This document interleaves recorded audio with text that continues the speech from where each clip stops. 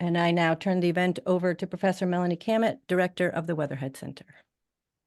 Great. Thank you so much, Sarah. Welcome, everyone, to the Weatherhead Forum. I'm Melani Cammett. As Sarah said, I'm the director of the Weatherhead Center, and I'm also professor of government at Harvard University. And it's really my great pleasure to introduce this forum. So let me just say a little bit about the Weatherhead Forum. This is our platform at the Weatherhead Center to address pressing topics of the day and also the path-breaking research that is done in those areas here by our affiliates. These special sessions that we're doing on important topics like Israel-Palestine are open to the public, and we very much appreciate your joining us for this session today. Today's forum is the fifth in our series on Israel-Palestine, and our focus today is on peace activism. And by this, we mean the individuals who are doing the work on the ground, organizing, speaking out, and sharing their vision for how Jews and Palestinians can share a secure homeland. So individuals and organizations that they direct and work in and so forth. So a key element of peace building centers often, as we think of it, as on negotiations among political leaders at the state level, often with international involvement, but efforts to promote mutual understanding are already happening on the ground, even if we don't have political leaders talking to each other. And this has been happening for a long time. In different places, between individuals, across community groups and institutions and organizations, thanks to activists and educators like the ones that we have on our panel today. So today we will have the opportunity to talk about the successes and, of course, the challenges they are facing and the tremendous work that they see lying ahead of them. So just a brief note about the format. Each speaker will have about 5 to 7 minutes to present, and then I will start the conversation with a few questions of my own. After that, we're going to open it up to questions from the webinar audience. And so those of you attending the webinar can write in your questions in the Q&A function on Zoom. I'll do my best to group the questions together so that we can cover as many as possible in the limited time that we have. So very briefly, I want to introduce the speakers in the order in which they're going to present. First is Rula Hardal, who is the Palestinian co-executive director of A Land for All, 2 states, 1 homeland. This is a shared movement that recognizes that both Jews and Palestinians share the same homeland and supports a joint framework for 2 independent states. She is a research fellow at the Oded Center for the Study of Jewish and Contemporary Thought at the Shalom Hartman Institute in Jerusalem. She received her doctorate in political science from the University of Hanover in Germany, where she was a lecturer. In 2015, she returned to Israel as associate professor of political science at Al-Quds University in East Jerusalem until 2021. So thank you for joining us, Professor Hardal. Second is Alon-Lee Green, the founding national co-director of Standing Together, a progressive grassroots movement in Israel that mobilizes people around issues of peace, equality, and social justice. Alon-Lee was the organizer of Israel's first trade union of waiters and also helped to convene large-scale rallies for the social protest movement in Israel. Prior to this, he worked in the Knesset as a political advisor for 5 years. Thank you for joining us.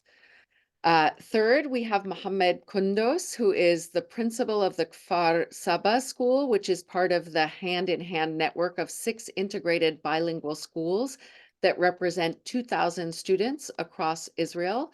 He has a bachelor's in art and social studies from Netanya College and a master's in film from Brandeis University, so clearly no stranger to the Boston area.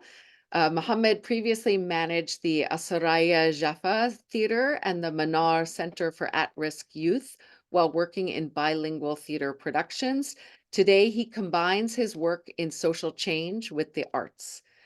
Thank you for dialing in. And last but not least, we have Dr. Oded Adomi Leshem, who is Senior Research Associate at Hebrew University in the Psychology of Intergroup Conflict and Conciliation Lab. He's a political psychologist and scholar who studies, teaches, and writes about hope and despair as political phenomena. He gives lectures on hope to a range of academic and non-academic audiences, including last semester here at Harvard when he was visiting. Earlier in his career, he was a documentary filmmaker and news cameraman covering conflict and war. So we're very grateful to all of you for joining us, and I look forward to your remarks. I'm going to turn it over to Rula now. Thank you so much. Thank you, Melanie. Thank you, Sarah, for having us in this webinar. I will start maybe with 2 comments before I tell a little bit more about A Land for All, the organization that I represent in this sense today. I have to say something about the whole conceptualization of the event and the speech and the discourse around the term peace and peace activism. I'm not a peace activist, and my organization is not a peace organization. We are a political organization, Palestinian Israeli joint organization, cross-border. If we consider that we do have still borders between Israel and Palestine, but when I say Palestinians, it's not only Palestinian citizens of the state of Israel, but our organization is shared between Palestinians from the West Bank, from Gaza, from within Israel, and from the diaspora. This is one. The second point, I really don't like the concept peace, because the first imagination when you speak about peace, it's about people-to-people work. It's about love and accepting each other, and it's not the reality, and it's not the discourse that I would like to start this webinar with. And furthermore, when we speak about peace, in our imagination, we are speaking about 2 parties, 2 groups that are fighting on something, and we need to do peace between them. And the symmetry in this sense is not correct. So before speaking about what we do and about the future and about changing the reality, the terrible reality that we are all facing as Palestinians and Israelis since a half a year, we really need to refer to the origins of the problem. And again, it's not only a conflict, as the majority of the people here in the land and outside try to conceptualize it actually. And we cannot ignore what's going on the ground now and go further to speak about peace. We are witnessing now a very violent escalation and a historic moment in terms of the Israel-Palestine question, and we need to understand it, analyze it in a very realistic and brave way in order to speak about solutions, or maybe about peace if you wish to. What's going on now is not only a war against Gaza and Hamas. It's according to my analysis, it's an ongoing Nakba, elimination of the Palestinian people being Palestinians, and continuous denial and negation of their most basic collective right for self-determination. Speaking about the situation now, cannot take October 7th as the reference point to start any discussion. Having said that, still, in order to speak about the future of this place and about the future of the people here, the 2 groups of the people, the Palestinians and the Israeli Jews, there is a need to speak about how can we go out from this situation. And my organization, which exists as an organization since 2.5 years, something like that, but as an idea and initiative of Palestinians and Israelis, exists since more than 1 decade. And we advocate for a political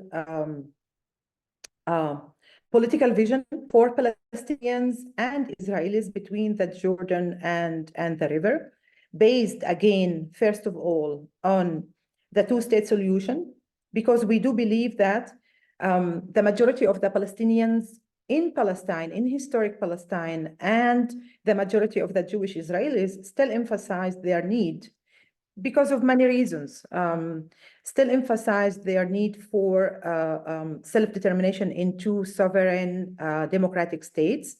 But we cannot refer back 30 years in our history and speak about the two states in the same language, in the same understanding, and in the same paradigm that we understood, or the same way that the classic two-state solution was designed and shaped before 30 years, based on separation and racism, actually, if you want. But we encourage a paradigm shift when we speak about the two-state solution, which based on sharing the same homeland, sharing the same place, and partnership instead of separation. And also because the reality is not about separation. The reality on the ground that has been developed between Israelis and Palestinians, because of the interrelated connections in terms of sharing the same piece of land, because of sharing the same natural resources and climate, and even economy and even currency, we support establishing or offering or advocating this two-state solution on different principles of sharing the homeland, of equality, both individual and collective, recognition, acknowledgement, and reconciliation, and then to emphasize that separation only in terms of having two political separate entities, but in order to offer something much more sustainable and viable for the future, and to share the shared already resources and place. We offer a confederative model, or shared superstructure of institutions to regulate all the issues that we have shared, actually, and that will continue to be shared between the two people and accordingly between the two states. And the last point that is specific about our political vision, that we unlock in a very creative, equal, just way the deadlocks that we had 30 years ago, when people from both sides started to speak about the two-state solution, such as Jerusalem and the status of Jerusalem, the settlements, the right of return of the Palestinian people, and so on.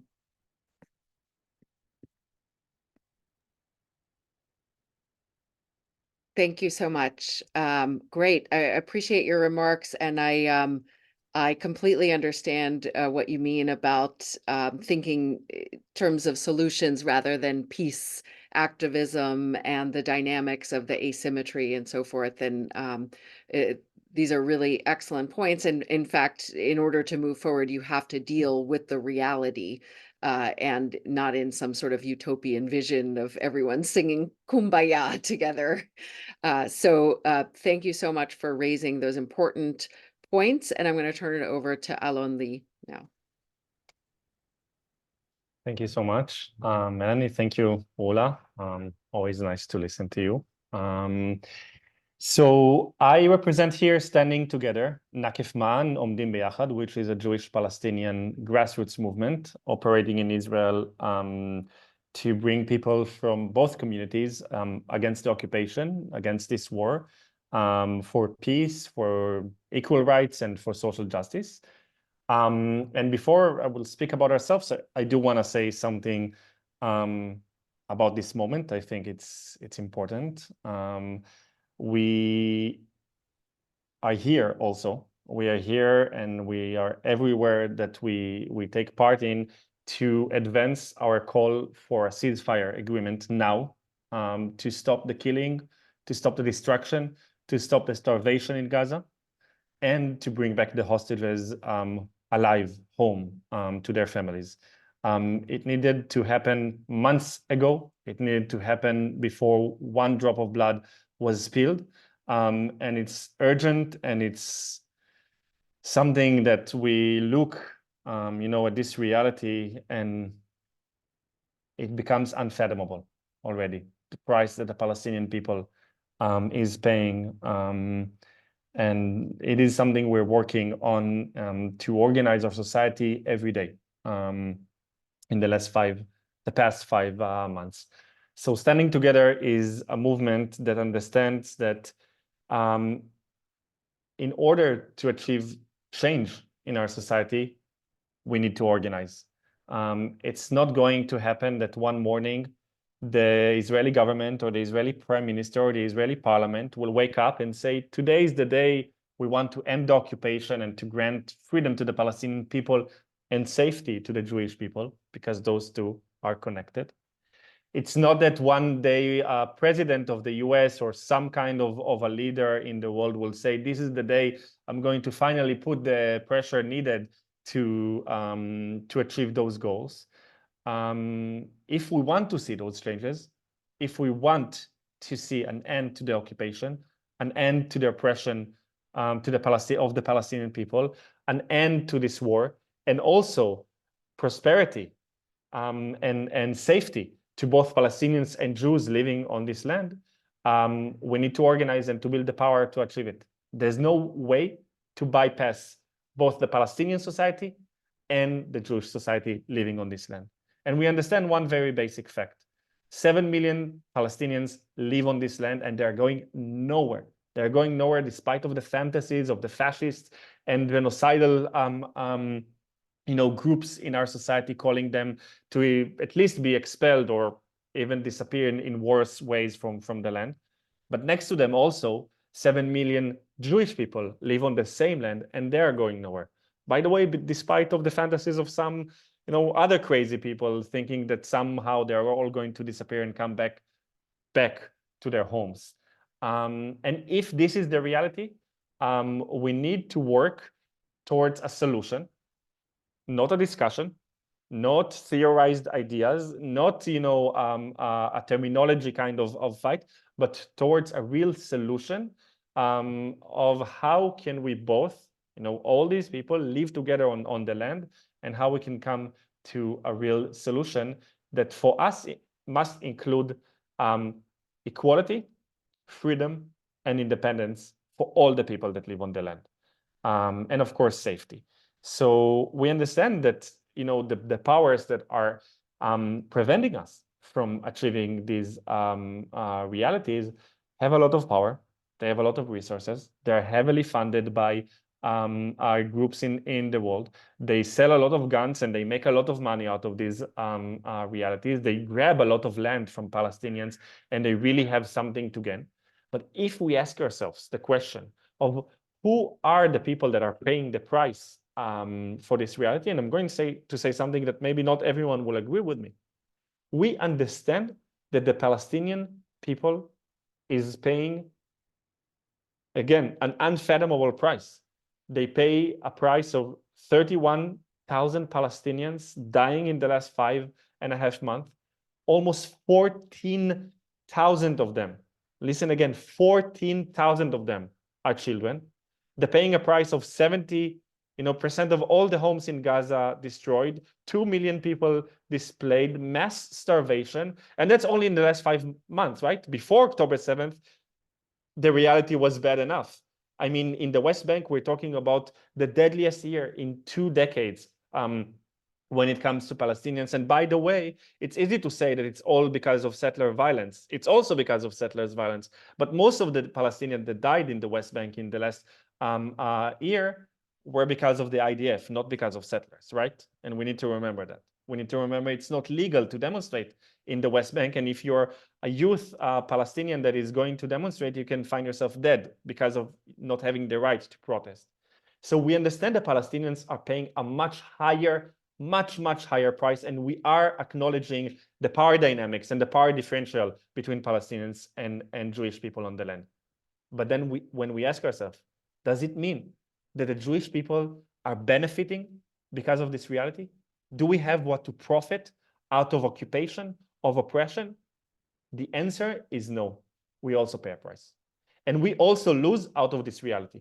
And we understand the basic fact that we both have what to gain out of ending and changing this reality, out of achieving Israeli-Palestinian peace, out of ending the occupation and achieving a reality where everyone is equal and free and independent. And this is why we create a struggle, a joint struggle of both Jews and Palestinians, understanding that it's not only a struggle to stand in solidarity with Palestinians, which we do, but it's also a struggle of self-interest of the people, of all the people that live on the land, including Jewish people. So this is the kind of frame we're working, and organizing people on the ground means training people, means having thousands of members in our movement, growing daily. We are really growing since the war started, having a lot of Palestinian youth joining our movement in the last few months. It means training people. It's mean building chapters in all the universities and colleges in Israel. And it means asking the question of how do we build the political will within the Israeli society, both Palestinians and Jews, to end the occupation. Because drawing lines on maps and asking one state, two states, it's nice. It's only asked, by people outside of Israel. No one in the land, think of a person in Gaza, do they ask yourself one state or two states? No one actually asked the question. What we need to do is to build the political will, the political intention within the Israeli society to put our leadership, which have to be a different leadership, of course, in the room with the Palestinians with the intention of ending the occupation. And that's the mission that Standing Together takes upon itself. Thank you. Great. Thank you so much, Alon-Lee. I'm going to turn now to Mohammad. Salam, everyone. Special salam to Boston. First of all, I want to thank Alon and Rula and Oded and Sarah and everybody for making this happen. It's it's very difficult to try to put in words what we as people who try to make a change dream of. Rula mentioned the complicated vision of the word peace, and Alon described how difficult when we just realize numbers and how this war is just went too far in every sense. I want to talk about education. I'm coming from two backgrounds, education and arts. In Brandeis, I did film, music, and theater, and in the Netanya College, I did education. So for me, I combine both languages in order to try and answer the Israeli-Palestinian conflict. Because it's the most difficult question and the most interesting question if we talk about history and education and future, and if we all agree on freedom and equality and independence for everyone, the main question that we should ask, where do we start? And for me, the first step in order to talk about any political solution or any correction to the reality start with education. Now, in terms of numbers, in Israel, there is more than 5,000 educational schools, education places. Only 8 of them are bilingual. That brings Arabs and Jews together. So I'm just imagining this number, this few number, when you were talking about the whole country. Only 8 out of 5,000 schools are bilingual. And 6 of them are part of Hand in Hand, which I will elaborate in a minute. And another 2 belongs to Hajar NGO and the Wahd al-Salam, Nave Shalom, near Jerusalem. The idea of Hand in Hand is to start teaching kids, Palestinians and Jews, Israelis together since kindergarten. Because if we want to really correct, to make a correction, to make a difference, you have to start by bringing both sides together to study together. And when you're talking about education, having Jews and Arabs learning together in elementary school, since kindergarten and to high school, it's not just to have a nice, picture of kids playing together. It's an idea that the kids will not only understand the language of their neighbor. It's weird because, when you're talking about Israel, the education system is separated. Jews learn in their schools, Arabs learn in their schools. So a real meeting point only happens in college when they're 18 or 25, and for us it's too late. If you want to make a real connection, you have to start from education. You have to start from little age to be able to give those kids, this new generations, the opportunity to really understand, to know each other. Now, the Hand in Hand in schools aim to really expose both sides, Arabs and Jews, to both narratives.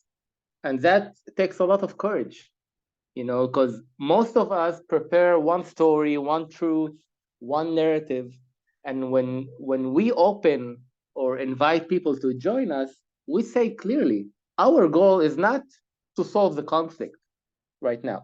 Our goal is to build the foundations, to create a stage, a common, equal stage for kids, for the new generations to grow up together, to learn about each other, speak each other language fluently, know each other music, food, poetry, history.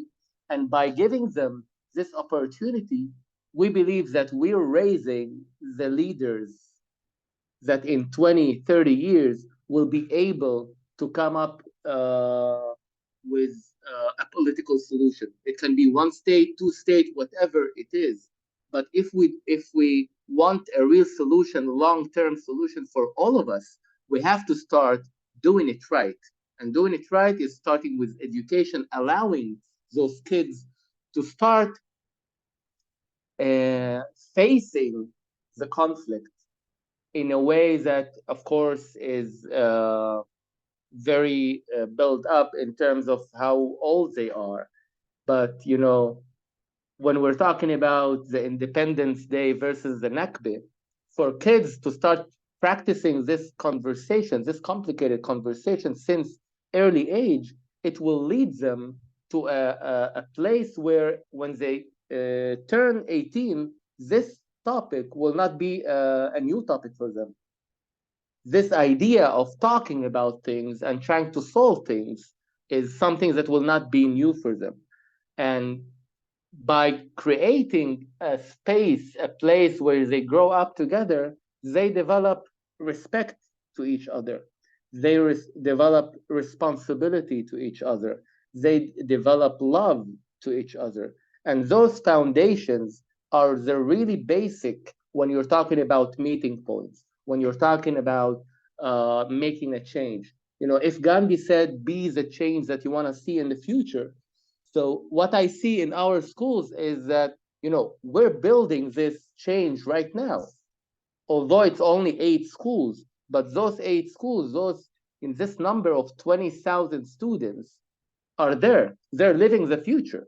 They're living together, respecting each other, learning learning about each other, narrative, story. They disagree. They sometimes talk about sensitive issues, especially now. We have the most crazy war that we're dealing with, and guess what? Everybody that is in hand didn't leave the schools. Why? Because what we're doing in the school is the most specific answer, political, social answer to solve the war outside.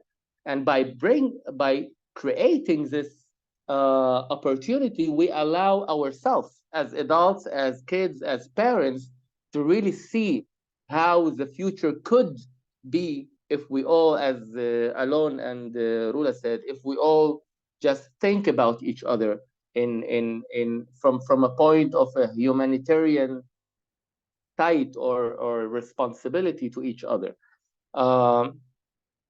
I would elaborate more, but I think my 5 minutes are done. So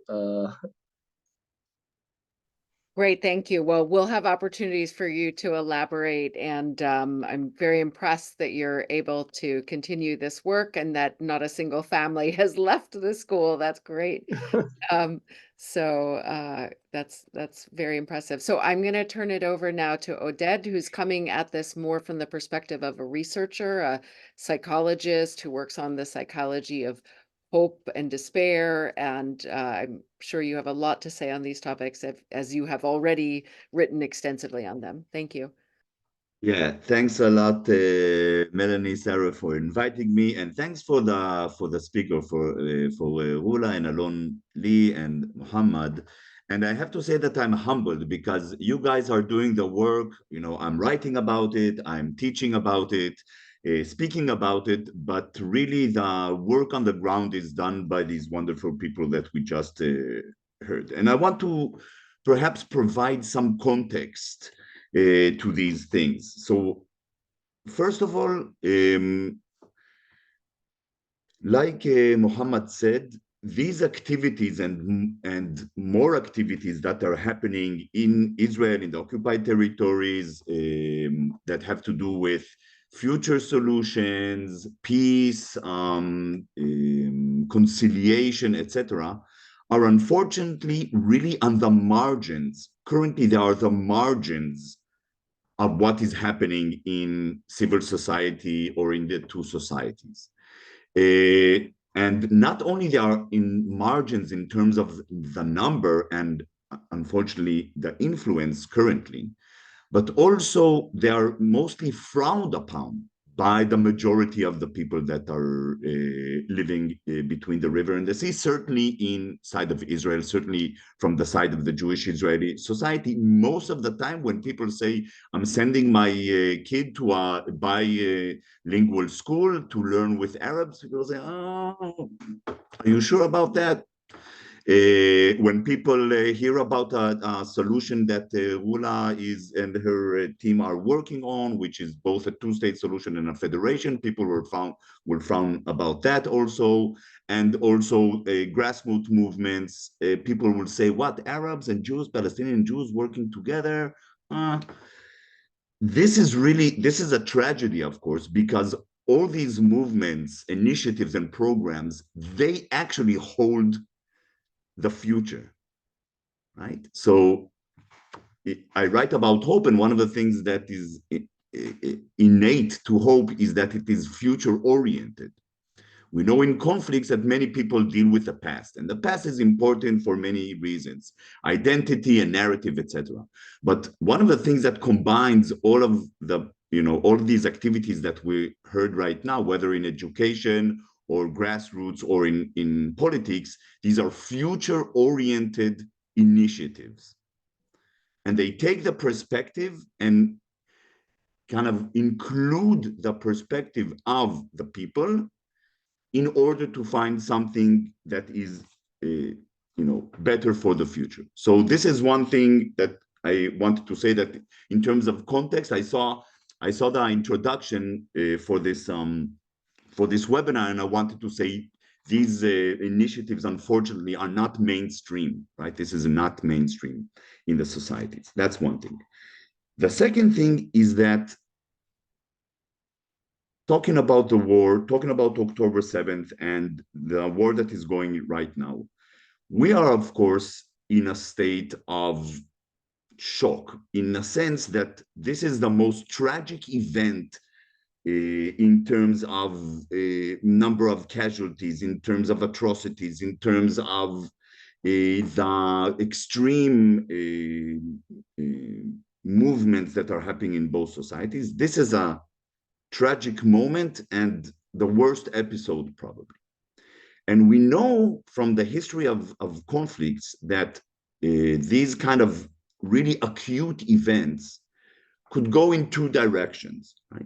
One direction is further escalation, further aggression to the point of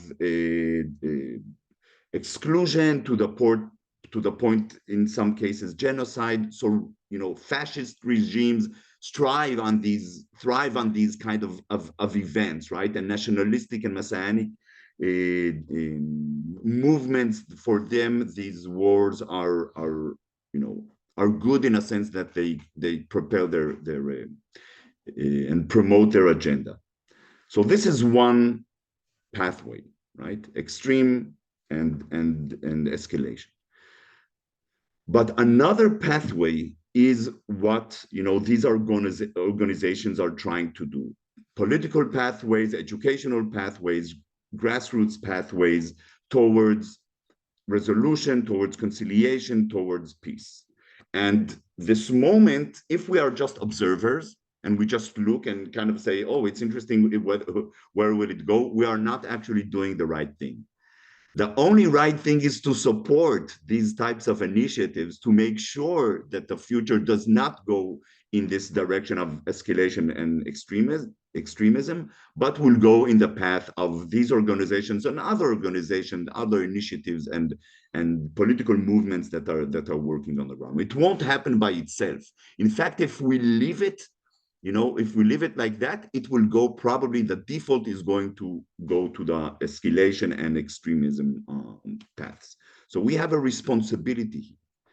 And when I say this, I also am kind of, because our audience is, I guess that most of the audience that is listening to this webinar and attending this webinar are not from Israel, Palestine. I'm from abroad. And I will say that this responsibility to support initiatives, organizations, movements that are working for conciliation, resolution, peace, whatever you want to call it, democracy, equality, there is a huge need for support for these movements and initiatives, also from outside.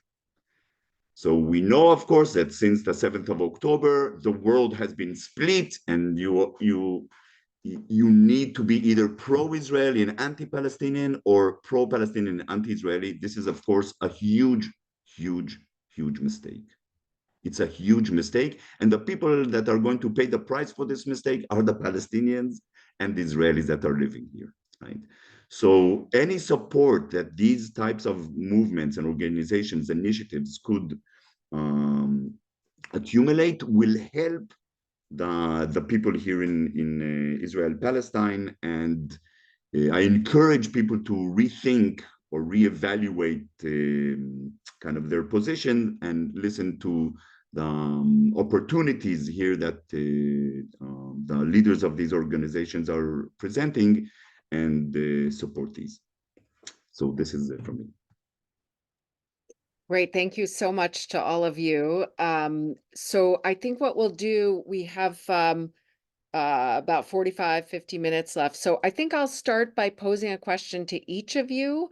And then maybe we'll do another round of that, and then I'll open it up because we're getting some very interesting questions in the Q&A from the webinar participants. So just, in light of what Oded just said about how the efforts, the important and valuable and brave efforts that all of you are engaged in, being rather marginal and not mainstream. I'm curious to ask how October 7th has changed your work and how you're fighting against, or maybe you're not even paying attention to it, this situation in which there's deeper polarization and the work that you're doing is perhaps even more difficult to pursue. So what kind of strategies are you pursuing, or are you just business as usual? It's always been hard and you keep going. So that's my question I'd like to pose to everyone. And then after that, I have a specific question for each one of you. So why don't we go in the order in which you spoke, starting with Rula?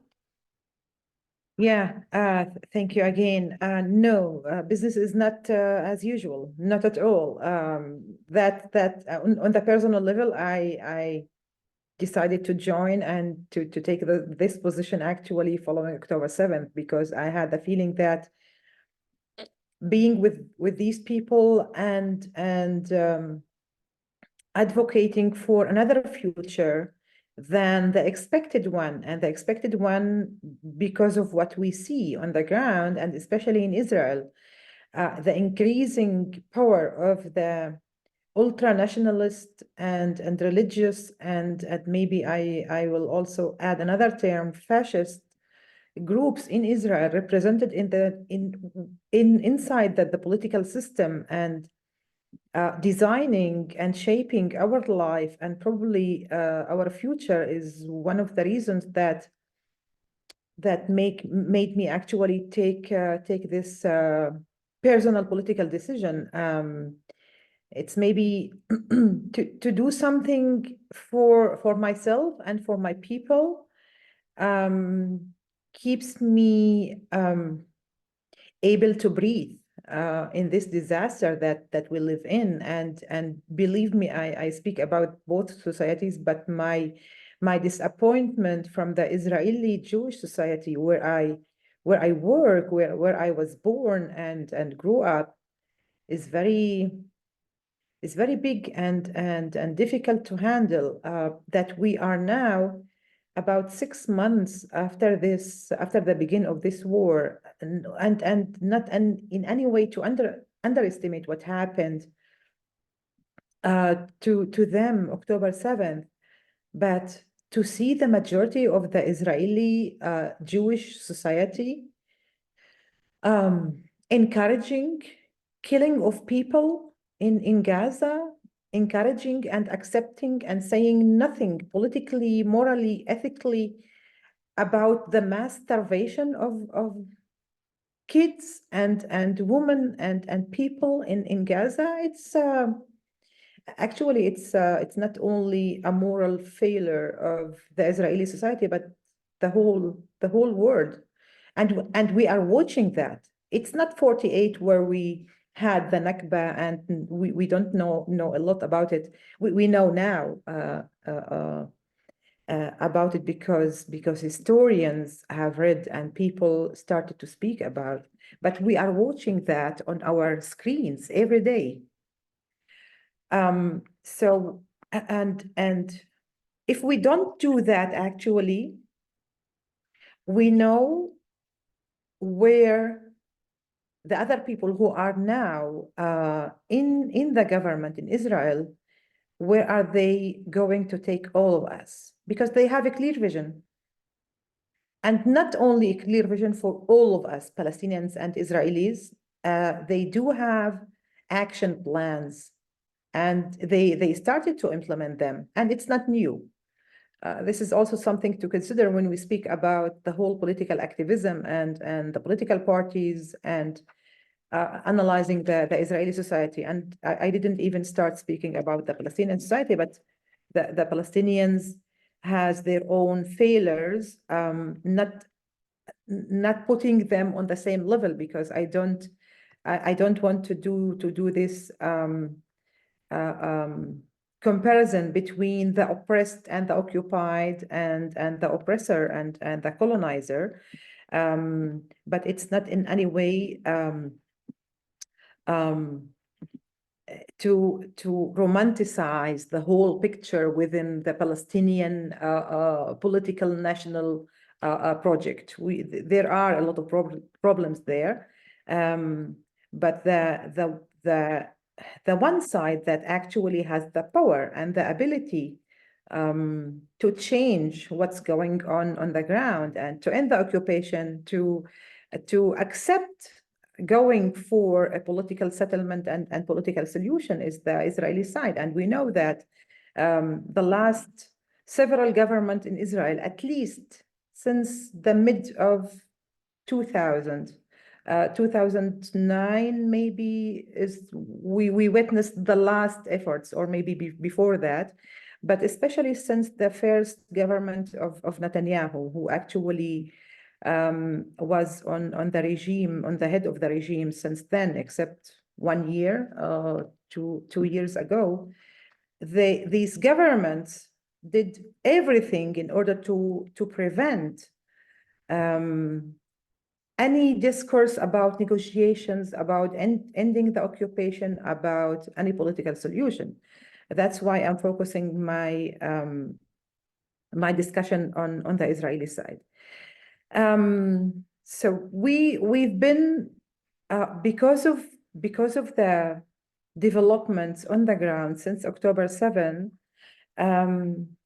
we see a very narrow opportunity to make much more efforts, and we do it actually. These efforts on the national level in Israel, in Palestine, but also on the international level, trying to advocate for the need for political solution that can come from outside through pressure, through instruments and tools that are available within the European Union, Western countries, as well as the U.S. administration, and we've been doing that. We've been in the United States for a political tour. I just came a couple of days ago from 1 week. We were invited to the European Union to speak to people there and politicians and stakeholders. So no, we are working in a much more intensity and under urgency, feeling that we have to see this very small, narrow opportunity to start working on something different and offer both people, Oded, as you say, offering an alternative to the disaster that we are in and that might continue shaping our life in the coming years and maybe decades, is very important in this sense. Great. Alon-Lee. Of course, everything changed after October 7th. The sense of urgency, our understanding that we are facing the biggest crisis and darkest moments of our lifetimes. We moved directly to operate in an emergency capacity. First thing we did was just to bring together to shared spaces, Jews and Palestinians, to even just to feeling the trauma together, acknowledge the pain of both what Hamas did on October 7th, the massacre, and then, the immediate retaliation, aggression against Gaza, even at the beginning of how it, before it was in this magnitude. And then we understood that there are forces within our society that are wasting no time, not even 1 second, to drive our society into very dangerous places, saying, on the 8 o'clock news that there are no innocent children in Gaza, that all the children of today are the terrorists of tomorrow, that the ones we didn't kill in the war of 2014 are the ones that committed the massacre of 2023. And that's a quote of a minister. And we understood that there's not only a war waging on Gaza, there's actually a war over the soul of our society. And we started fighting this war. We started organizing, trying to bring people together, trying to speak about basic solidarity, basic empathy. You know that it is still a controversial thing to say that all the children in Gaza are innocent. If I will write it now in my Twitter, I will get attacked by hundreds of people within an hour. And I do write it all the time. And it is something that we need to fight. It is something we need to fight, and it's something we need to understand. It is a moment for radical empathy, not to take the moral high ground over our society and to morally lecture people, tell them we are the enlightened ones. We know something you don't know. We have a truth you didn't discover yet. No, to understand the trauma, to feel the same pain, because we do feel the same pain. And then from within our society, to organize our society to point towards pointing on a different direction. And I think that the beginning needs to be this understanding that if you don't have an option in the menu, people cannot choose this option. And for so long, for so long, there wasn't any other option in the menu. We've been told that if we want our safety, we need to control them. We need to oppress them. We need to have occupation. The settlements are for our safety, and so on and so on. And even the left wing and the opposition in Israel seized to create competition in politics. But politics eventually is about competition. It's about competing ideas. And there isn't any competing ideas. So the role of standing together is to put this option, this idea in the menu, and to create competition. And even if we get attacked and death threats and brutalized by what we do, and even if we're small and not mainstream, we speak in an hegemonic way. We are representing the interests of the majority in Israel, and we speak as if we are the majority, because the Jews and Palestinians living on this land have the same interests eventually of ending the occupation, of achieving Israeli-Palestinian peace, of achieving an equal society. Because I know that if someone is not equal, if someone is not free in this land, none of us will be equal, none of us will be free, and actually none of us will be safe. And this is the equation we're trying to create right now in our society. Jewish safety is dependent on Palestinian freedom. We hit this historic junction. We have to wake up and to understand. So this is what we're trying to do, to organize our society, to point, to push as strong as we can on this towards this idea. And Oded, I agree with you. We're not the majority. We're not mainstream at all. Our idea are radical ideas. And I know that from the outside, and we're speaking to an American mainly or international audience, from the outside, we can be criticized for not speaking radical enough and not choosing the words you want to hear us using. But we need to understand that the most radical way to speak about a radical idea is to say it in words and in ways people can hear, people can understand, and people can open minds up. And this is what we're doing. Thank you. That's a really profound way to put that statement, to speak about a radical idea in ways that people can hear. Very important point. And I'm sure, Oded, as a social psychologist, that makes a lot of sense to you. Okay, Mohammad, I'd love to hear your perspectives. Well, it's just very touching to hear you guys speaking. I want to continue this line of how can you really create a dialogue where people can really understand and listen. But yeah, if I go back to your questions, everything changed. Everything. The little details, the big details, the way we dream, the way we think, the way we talk, the way, Alon mentioned just how he can get attacked if he posts something on the social network. The Palestinian community doesn't even have this privilege of posting something. Anything that you post now, it's Ramadan, so if you just post something religious, it can be you can be The police can come and get you and say, you support Hamas, or you did something against Israel. So how can we make this dialogue really happen? How can we make people listen? Is something that we deal with it on a daily basis, because after October 7th, the first thing that happens is that everybody was silent. If I'm talking about my staff, the kids came the next week, started playing, but the adults were silent. The staff didn't talk. Jews, Arabs didn't talk for a month. Parents came, put their kids, went home, didn't talk. It was like, it was a very loud silence that people couldn't even ask questions towards each other. And one thing that we did is to try to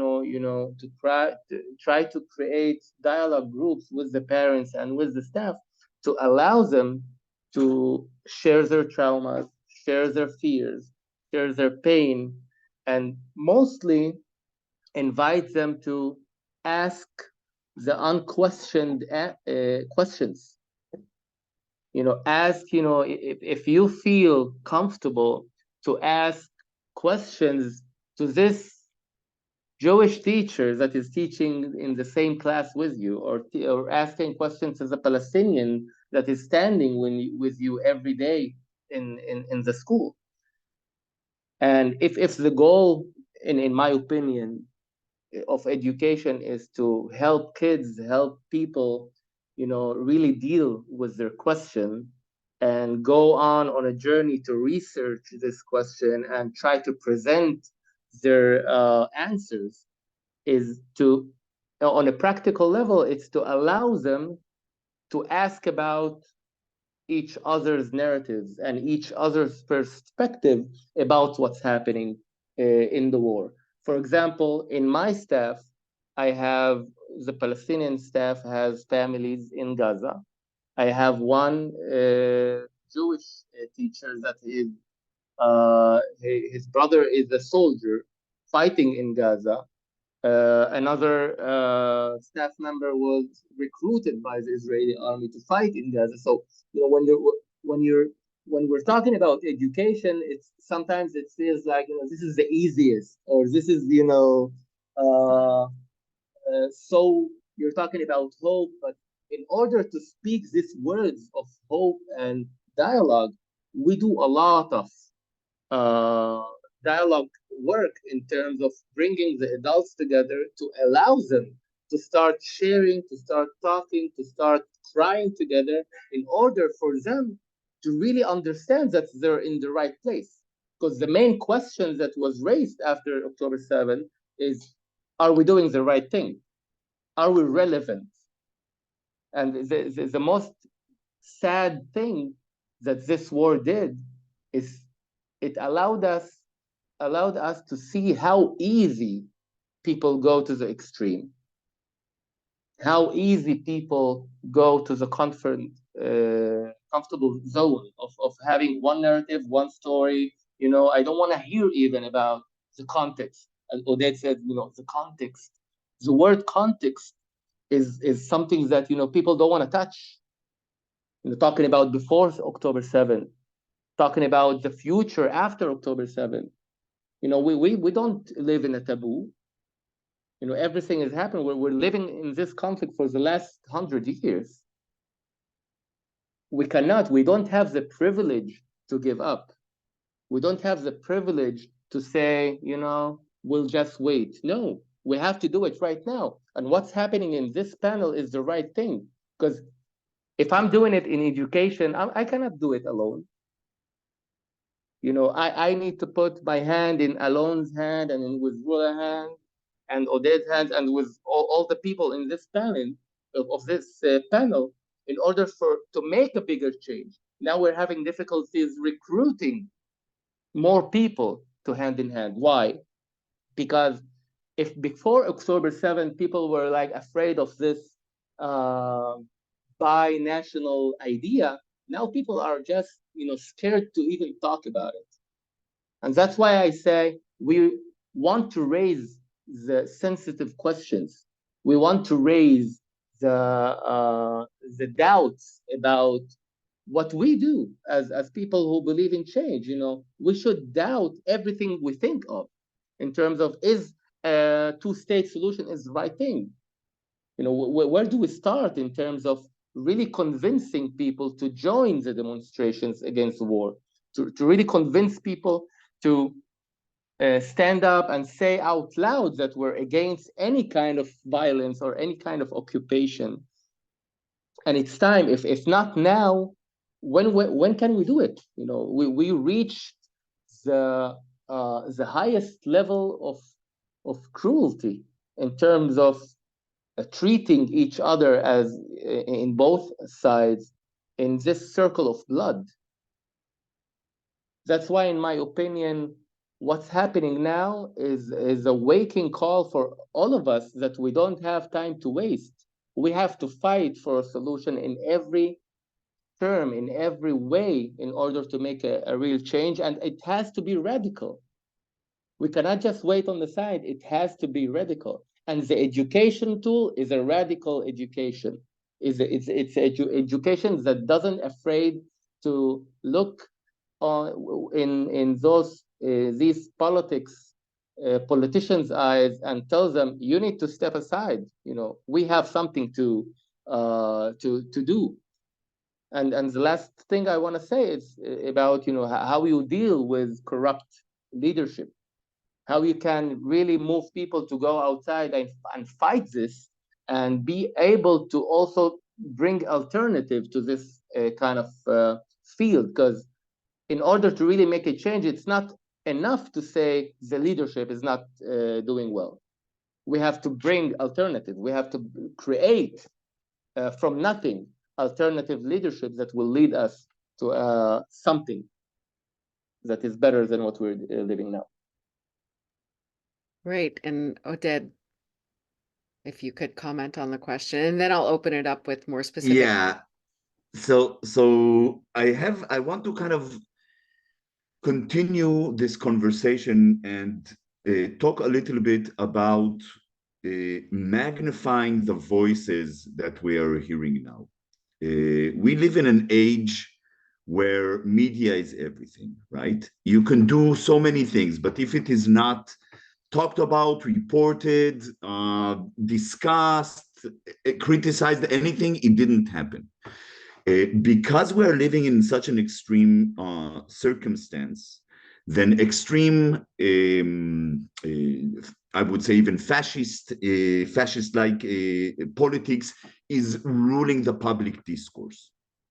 And many times what we do, and we tend to do, and this is very natural, and is say, look at this minister, what he said is so racist. Look at this person, what he said is so, you know, horrific, etc., etc. So the extreme fascist-like politics are talking, and what we're doing is only reacting to them, and in many ways kind of saying again what they said in a critical way. However, what Alon-Lee, for example, suggested, and others here suggested, is to magnify the alternative voice and celebrate it. There is nothing more radical and courageous than celebrating a Jewish-Palestinian partnership. This is radical, and if you celebrate it and put it on the front and report it and talk about it and magnify the voices on social media, on traditional media, in the streets, it doesn't matter. But the more you kind of talk about it and magnify these efforts, this could be standing together, or the idea of a shared school, bilingual school, or the idea of a political solution. Even saying a political solution is radical right now. So magnifying these voices as much as possible, this is the only way that, you know, kind of the what, you know, people say, move the needle, right? Change the balance. These things need to be celebrated. Conciliation, peace, justice, independence, end of occupation, partnership need to be celebrated, magnified, talked about, with even with a smile, I would say. right? So with a smile in terms of like a radical smile in a way that, you know, confronting these atrocities, confronting the war, you know, standing together, Jews and Palestinians in kind of, you know, and infuriating the government, right? In making them kind of mad about this. This is a great kind of way forward. And so again, the audiences that could hear us and magnify these voices as much as possible, I would say this is this could be really helpful. Great. So now I'm going to turn to some specific questions that I have for each of you. And I think what I'll do is I'll weave in some of the questions that have been popping up in the Q&A as well. So starting with Rula, you quite rightly opened your comments by calling attention to the asymmetry in the situation, and then pivoted to the work you're doing to promote a political solution. So tell me, how does that work in the context of an asymmetry to bring together you know, this structure, a confederal structure where the confederal unit deals with issues of shared concern?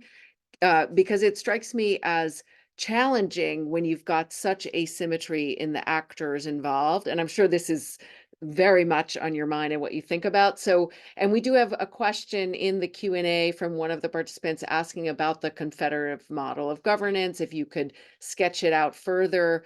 There's also some questions in there that I'll throw in here just in case we run out of time about leadership. So a couple of the participants say they see the possibility for leadership change in Israel because there is a democracy. Okay, we can unpack that and talk about that further. But how does this work in among Palestinians, given the landscape of leadership? So there's some people, I think, asking questions about what the leadership looks like in Palestine, in the Palestinian territories. And one person specifically asks about how you change the policy and leadership of Hamas. So, you know, I'd particularly focus on the confederalism question, but if you have thoughts about leadership as well, that would be great. I do, yeah. I will start from the last point, and I will say another few comments about the confederation that we suggest. And unfortunately, we don't have a lot of time to discuss the whole components of our political vision, be it the component of the two states, the separate two states, sovereign two states, and the confederation that we suggest. Actually, okay, maybe I'll start with that. You can imagine confederation between the two states. You can imagine a kind of union like the European Union, and in this sense, I will encourage you to remember the history of Europe until before maybe 80 years or 100 years, not anymore. And when people in Germany, in France, were told at that time that they will have a kind of, you know, union between different countries in Europe now, they would laugh in our faces. That's why we believe that it's not only doable, but it's also a very important component, because as I said before, we cannot separate the people, and we cannot divide the small piece of land that we live in, and we cannot also ignore the very strong attachment of a lot of Jewish Israeli people to the whole land, as you know, Eretz Israel. And I'm speaking now only about the attachment. I'm not speaking about the history of Zionism and the establishment of the State of Israel and the Nakba and so on. I'm speaking about the very individual and collective attachment of one group of people according to their beliefs, according to their, you know, Torah, theology, whatever, and even the sense of belonging of people who were born in this place, as well as the Palestinians. We have a connection and sentiment to historic Palestine, not only to Ramallah, and Nablus, but also to Haifa and Nazareth and whatever, all places. And having this confederation is not only to be able in terms of economy and politics and human rights and borders and freedom of movement, to build shared and accepted arrangement. We have another component beyond these practicalities when we speak about confederation that can ensure belonging of both groups, both national groups, to the whole entire homeland, in the term that we see the whole concept of citizenship and residency, which is going to be flexible in order to be able also to ensure these very strong attachment, and in order to solve the deadlocks that we have in the classic two-state solution. For example, if some part of the non-violent settlers would like to remain living where they live now in the West Bank, in the future Palestine or Palestinian state, they will be able to be residents in the state of Palestine and keep their citizenship in the state of Israel, as well as the Palestinians who are going to practice their right of return. They will return to Palestine as a state and have an automatic citizenship there, but they will have also the right to practice their real return to Haifa, for example, by applying and having the right to have residency in Israel, but not citizenship. So it's beyond practicalities. It's also more to do some justice and to be sensitive to the needs of the people and to their attachments. To the question of the leadership, I will say only few things. I do believe that we need a new leadership in order to be able to start speaking about any political solution or about changing the reality that we are located in, and both people are located in. And one of the reasons why we are stuck in this place is our political leadership on both sides, in the Palestinian as well as the Israeli, in different ways and because of different reasons. I don't think that we have a lot of differences between the two political systems in Palestine under occupation and in Israel. We can have another 5 hours webinar analyzing the two political systems in terms of democracy and citizenship and human rights.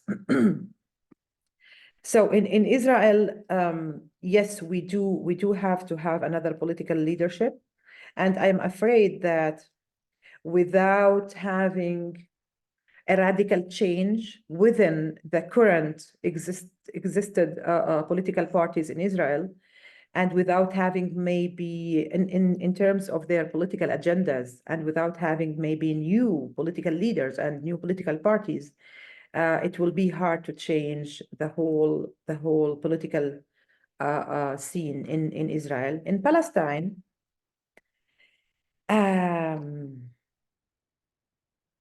we need first of all, also when we speak about the confederation and about the power imbalance in terms of politics, economy, and so on between the two political entities, Palestine and Israel. And when we speak about the situation now and any kind of change of the political leadership, we need first of all to suggest something like a Marshall Plan for Palestine. in order to move from this situation that we are in, not only in Gaza and in the West Bank, including having a political leadership that maybe can be more functional, bureaucratic, more than political in terms of representing the people. And within this Marshall Plan and transition period, people need to know two things. What is the end vision of this transitional period? And the second is, by the end of this transitional period, we need to have, again, a democratic election in Palestine. And what the Palestinian people choose or elect, we should accept it. And the whole international community actually should accept it. I don't see any chance, and this is different between Palestine and Israel, I don't see any chance for speaking about elections now in Palestine under the circumstances. But I do think that there is a need for a new political leadership to be much more technocrat, to take the Palestinian people into another stage where there is a little bit more balance on all levels in order to start speaking about the future and about the political vision. And at this stage, when there is a kind of stable situation, we can speak about democratic elections. And we do have, or the Palestinian people had in the previous years elections. So it's not going to be a political, a huge problem to have again democratic elections in Palestine. And I cannot guarantee anything in terms of the involvement of Hamas or any other political party in these elections. It's up to the Palestinian people, and it's up to the development on the ground following what we are having now. You know, we are speaking while the war is still going on, and all the points that we are speaking about need to be reserved according to the way this war is going to end, and in which results or to what results this war is going to bring us. Because if the war ends now, yes, maybe it will be a lot of what we are speaking and discussing now will be relevant. But if there will be any further escalations in terms of this specific war in Gaza, and also in other places in the north, for example, then we will be in another scenario that needs from all of us to reconsider what we are even now speaking about. Thank you. So Alon-Lee, I'm going to ask you also about this question about political leadership. I know that you have this prior history of working in the Knesset, so you have some intimate familiarity with the way politics work. So I'd love to hear your perspective on how political leadership might change, starting with Israel in particular. The other thing I'd like to do is throw out this question to you that's in the chat by one of the participants who said, isn't the return of the hostages the #1 priority that we should be focusing on? So I'd like to see if you would respond to that one. Thank you. I will start with the hostages one. In Judaism, we have a saying that we say every human being, every soul is a universe by itself.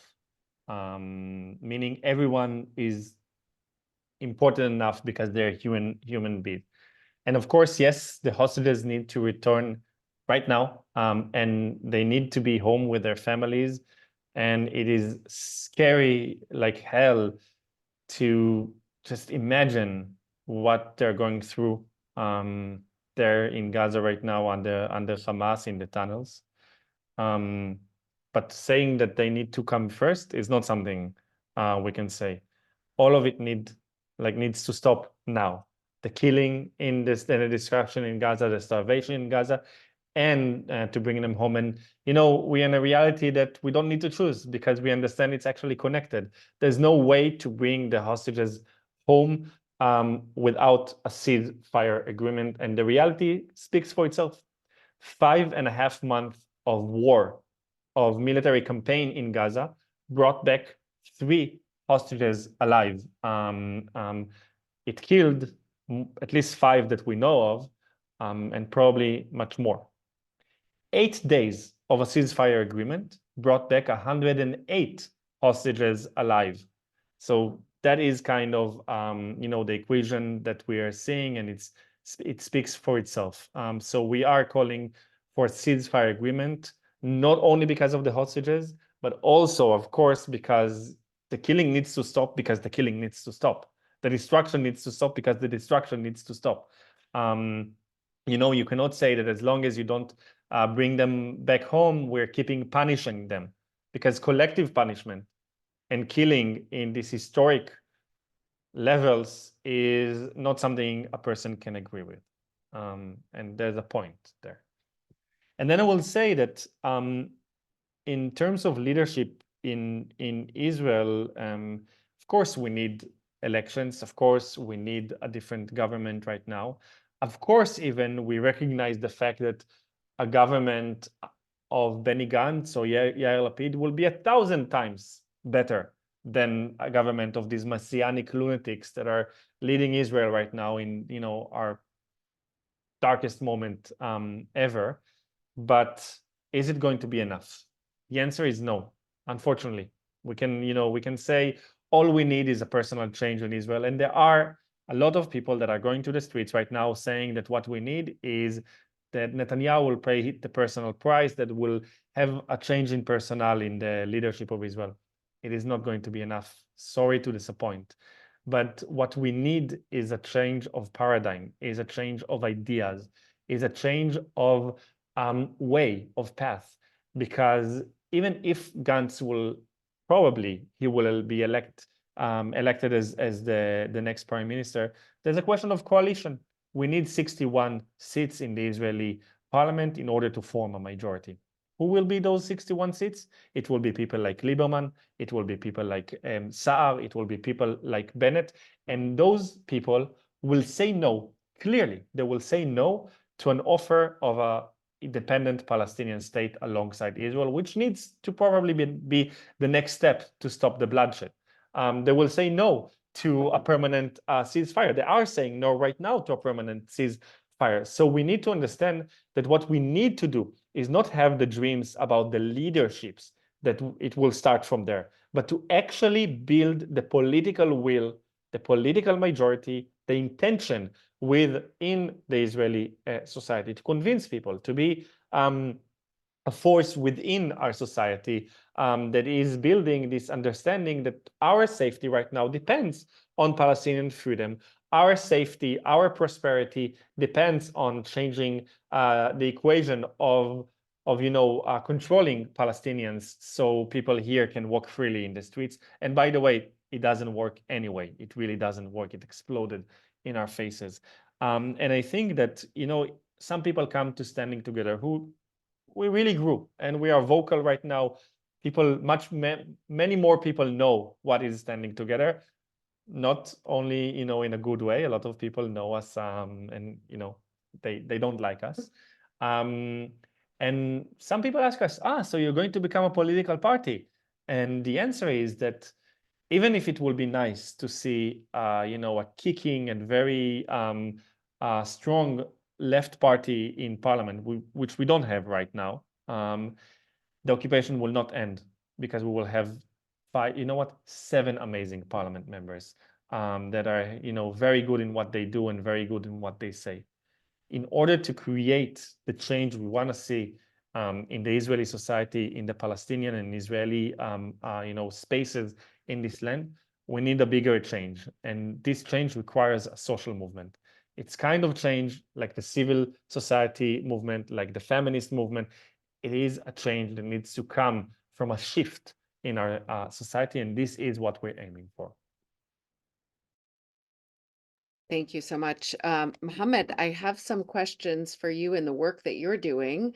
Some of the participants have asked, first, is it possible to mainstream the approach that you have? It seems like in this current political moment that would be challenging, but how nonetheless do you think about mainstreaming the approach? And then the second thing that one of our participants is asking is whether there's a way to frame the work that you're doing, the initiatives you have, in a way that makes it more acceptable. And so the two questions are interrelated in a lot of ways.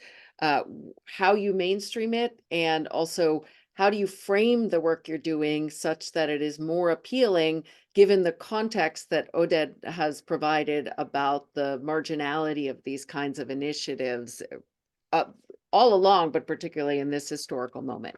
Thank you. Thank you for the questions. I think what we're doing now is just to make it more radical. And when I'm saying radical, is to really say it out loud clearly that, you know, for any kind of change to happen, it has to start, you know, in the right way. And in the right way, I mean giving respect and place for people, for educators, for artists, for protesters, to do their job in their own fields.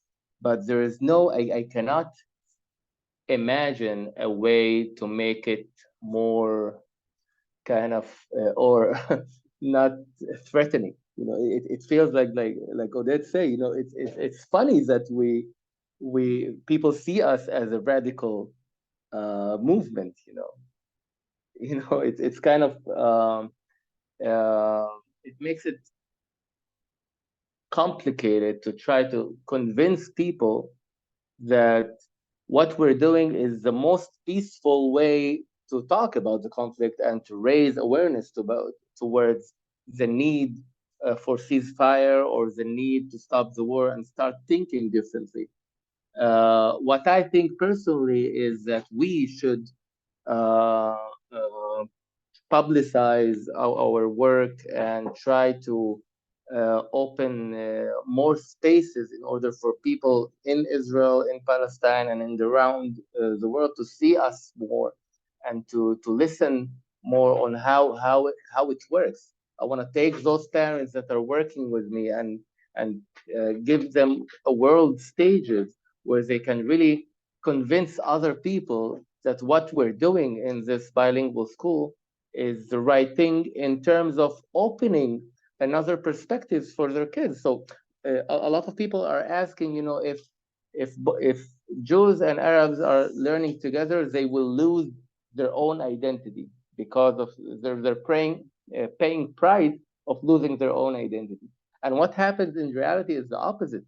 When you're giving a comfortable, safe stage for people to connect, and it happens in kids in my example, they come to a point where they're really proud of their story, of their narrative, of their history, and they're emotionally free and ready to really understand the other.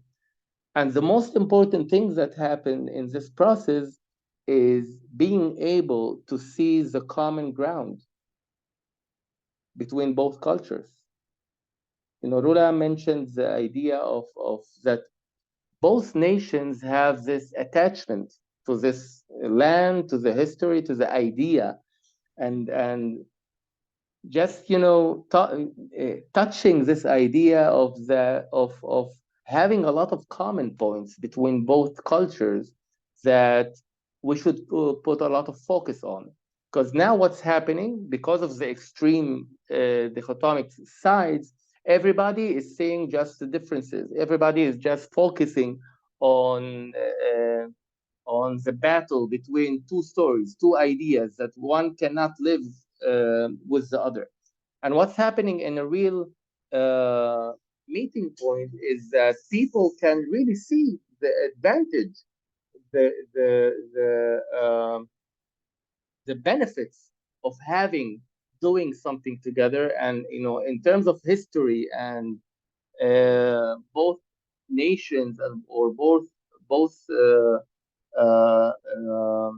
identities connection to the land and to the history of this land, you can see a lot of meeting points that can connect us, and that's something that we should put more focus on, because if we're imagining a shared destiny, a shared future together, we have to face ourselves. We have to face the differences. We have to put light on the common ground between us, and we have to make it, if I connect it to the leadership questions, we have to make a safe environment for people, like in this, honorable panel, for people not to be afraid to take a step forward and to be the next leaders, because now the leaders on both sides are not enough, and that's we all agree on. But in order to bring alternative, we need to create a safe zone where people can be courage enough to say, I'm the next leader. And we have to push people that we believe in to do that. If not, we'll just continue the circle, continue the fascist extremist circle, and we need the alternative now. We have to create an alternative, but it's our responsibility to push the right people to do that. Thank you. And clearly you're creating a generation or more of those people. So Oded, we're going to close with you. We're actually a little bit over time. And I think I'll close with one of the questions from the participants that speaks to a point that you raised when you opened your remarks, which was that the work of these organizations and people needs to be supported. That was one of your opening remarks. And we have a question from one of our participants about how Americans and others outside of Israel and Palestine can support these important causes, support peace, equality, justice for all Israelis and Palestinians. Right. So I'll be really brief. And again, there are all sorts of ways to support. And, these organizations probably also need financial support. But I want to say something, again, kind of repeat, I think, a crucial point. Everything is happening the arena is the public discourse. The arena is the public consciousness of Israelis and Palestinians and people around the world. If the public discourse changes and shifts and starts to celebrate these ideas, promote them, put them front and center, keep talking about them, repeating it. This repetition is important. These three initiatives and others, of course, right? That will be a remarkable way to support. And for example, there is nothing more powerful, Mohammad, you are asking how could you promote? There is nothing more powerful than the kids and the children in your schools. This is exemplifies what partnership is, like what the future could look like.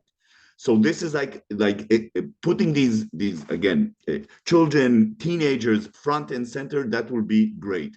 Standing together, people start to, in Israel, Palestine, people are starting to know the colors and the specific font of standing together, but putting this even more forward, the faces, right? We are engaged, many times we're engaged with faces, not only ideas, but with faces. So the faces of members of standing together, Arabs and Jews, Palestinians and Jews, that would like putting them forward front and center in the public discourse, traditional media, social media, etc. And last, I will say another thing. If I could bet on the political configuration that will happen eventually, hopefully in Israel, Palestine, it will be the type of configuration that Rula is talking about, 2 states with some sort of federation and movement and citizenship and my bet is this is what's going to happen. We need to act like this is now happening. In many ways, we need to act the future as if this is now the present, as if this is almost unavoidable as the truth, right? So if we talk about these things, if we talk about Arab and Jewish kids together, if we talk about the grassroots movements of Palestinians and Jews, if we talk about the confederation, etc., we need to talk about them as if they are, a blessing, and also like the truth and the way that the future would look like, and act as if it's happening now. And this is very powerful and mobilizes people and mobilizes support, creates attention, infuriates the people that don't want these things to happen, which is good. And again, this is I would say the way to support these efforts. Great. Thank you so much. I think that's an excellent note to end on. And I cannot tell you how grateful I am to all of you for joining us here today and for the important work that you're doing. You are all incredibly brave, courageous, and brilliant individuals. And I thank you very much. Thanks for the invitation. Thank you. Thanks so much, everyone. Thank you.